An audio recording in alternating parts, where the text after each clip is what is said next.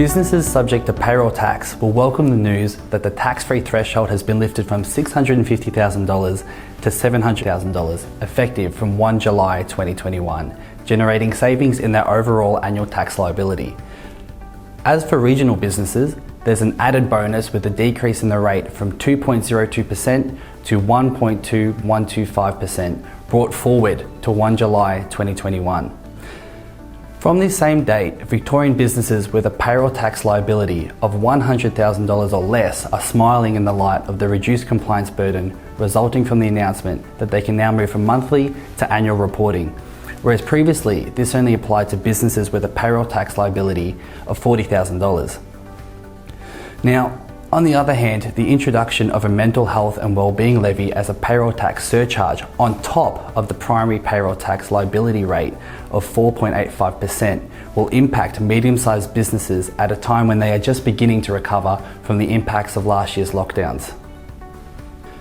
From 1 January 2022, businesses with annual Australian wages of between $10 million and $100 million will be subject to a surcharge rate of 0.5% on their wages above $10 million, while businesses with annual Australian wages above $100 million will be subject to an additional 0.5% surcharge for wages over this amount.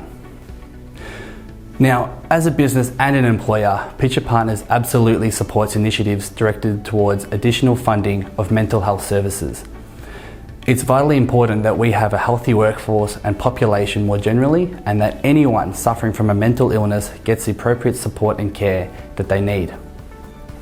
However, we believe that the new levy should kick in at a much higher level for businesses with annual Australian wages of at least $50 million.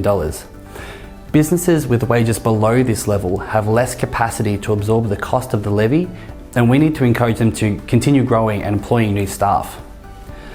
So, what's the upshot of all this for Victorian businesses? If you're a small business, you're looking good with lower payroll tax and compliance burdens. Likewise, regional businesses are putting their hard-earned payroll tax dollars to work. However, metropolitan and medium to large-sized businesses, especially those in heavy labour-intensive industries, your payroll tax is going to increase.